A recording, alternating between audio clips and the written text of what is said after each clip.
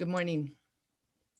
As my term as president of the Federation of Buddhist Women's Associations come to a close at the end of this December, I've had the honor of witnessing how our BWA organizations serve to bring us all together in the Nembutsu. In the 1978 convention in Sao Paulo, Brazil, the World Buddhist Women's Associations, comprised of BWA organizations in Japan, BCA, Hawaii, Canada, and South America, passed a resolution to conduct annual services in memory of Eshinni Sama. Then in 2002, the World BWA passed a resolution to similarly honor Kakushinni. And so the remarkable contributions to our tradition from these two women were now formally acknowledged and celebrated. Here at BCSF, our BWA hosted service honors both of these remarkable women at the same service. So we'll hear from several of our BWA members sharing their thoughts on this important day. But first, I'd like to share a little history of Eshinni and Kakushinni. Eshinni, Shinran's wife, and Kakushinni, their youngest daughter, never taught or wrote extensively on the Nembutsu, unlike Shinran. Yet their contributions to what we now call Jodo Shinshu is invaluable.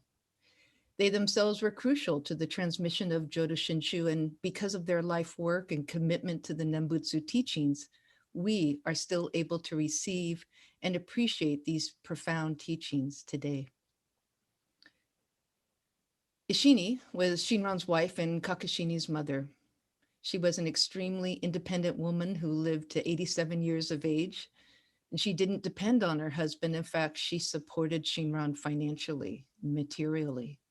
She was educated, intelligent, and refined. She owned an estate and raised her 6 children almost by herself. She made her own decisions.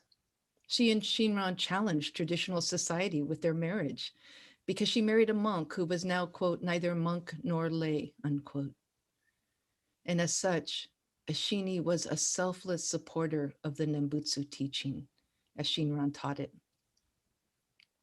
The illuminating letters of Eshinni, which were discovered in the archives of the Honganji in 1921, demonstrated that her attitude toward her husband was not at all submissive or passive. She was motivated by her own experiences, which had convinced her that Shinran's work was of great significance. And so today we revere Eshinni, not because she was simply the wife of Shinran, but because her contribution to and support of his work arose from her own conviction and faith. Kakushinni was the youngest daughter of Shinran and Eshinni. She was his caretaker in his later years and was at his bedside when he died at the age of 90. She was 30 years old. Kakushinni is the one who established the foundation of the Honganji to transmit the Nembutsu teachings. After Shinran's death, she built a small mausoleum to enshrine her father's ashes and portrait. In 1277, she donated this gravesite to all Shinshu followers as a common memorial to Shinran. People gathered, followers came, and the Nembutsu teaching spread. Approximately 50 years later, the gravesite became an official temple and gradually developed into Honganji, Temple of the Primal Vow, as we know it today. Kakushinni also established a system of caretakers composed of her descendants to care for the mausoleum. She kept Shinran's Nembutsu teaching alive and perpetuated them for us some 750 years later.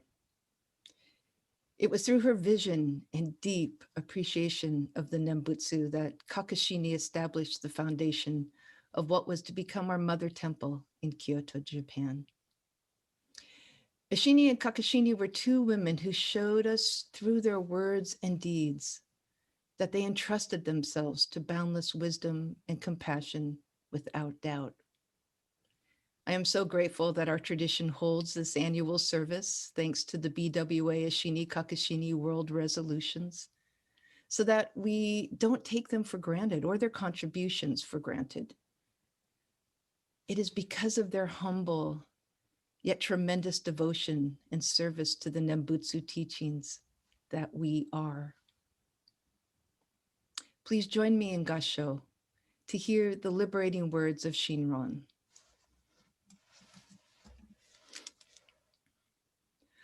Awaken to the life-nurturing primal vow of Amida, those who only entrust in this universal activity of love and compassion through the benefit of being embraced and never forsaken, all attain enlightenment. Namo Amida Butsu, Namo Amida Butsu, Namo Amida Butsu, Namo Amida Butsu, Namo Amida Butsu, Namandots, Namandots, Namandots, Namandots.